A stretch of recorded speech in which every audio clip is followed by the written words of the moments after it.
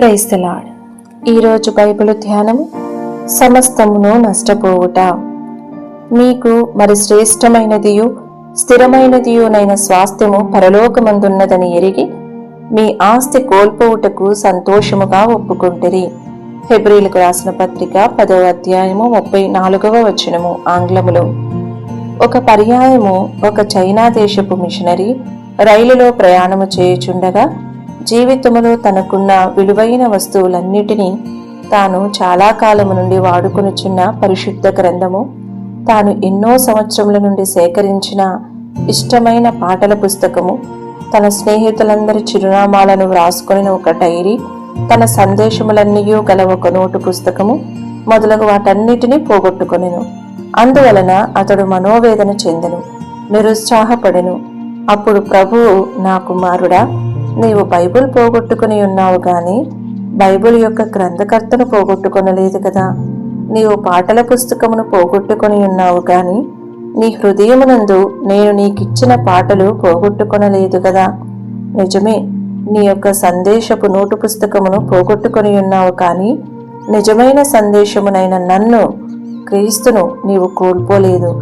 నీ స్నేహితులందరి చిరునామాలు ఉన్న డైరీ పోగొట్టుకుని ఉన్నావు కానీ నీవు నీ స్నేహితులను పోగొట్టుకొనలేదు అని అతనితో మాట్లాడెను. దీనిని వినిన వెంటనే ఆ మిషనరీ గారు అధికముగా ధైర్యపరచబడెను మరియు ప్రభువునందు ఆనందించుటకు ప్రారంభించెను. ప్రియమైన స్నేహితుడా, నీవు ఒకవేళ ఇటీవల నీ డబ్బును, గృహమును, ఆస్తిని, ఉద్యోగమును లేక నీకు విలువైనదేదో ఒకదానిని నీవు పోగొట్టుకొని ఉండవచ్చును. అయితే ఆత్మ సంబంధమైన భూ సంబంధమైన ఆశీర్వాదములకు నిధియు యజమానుడును కర్తయునగు నీ దేవుని నీవు పోగొట్టుకొనలేదని జ్ఞాపకముంచుకునుము.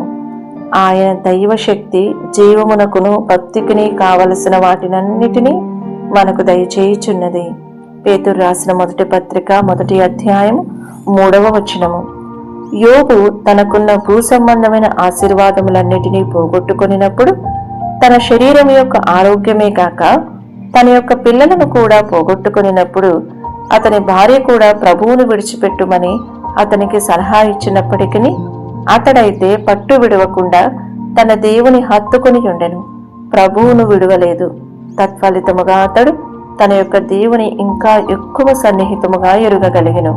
వినికిడి చేత నిన్ను గూర్చిన వార్త నేను వింటిని, అయితే ఇప్పుడు నేను కన్నులారా నిన్ను చూచుచున్నాను. యోబు గ్రంథము 42వ అధ్యాయం 5వ వచనము అని అతడు చెప్పుచున్నాడు. అతడు ఇంకనూ రెండంతలుగా ఆశీర్వదింపబడెను మరియు ప్రభువు కొరకు అద్భుతమైన సాక్షిగా మారెను.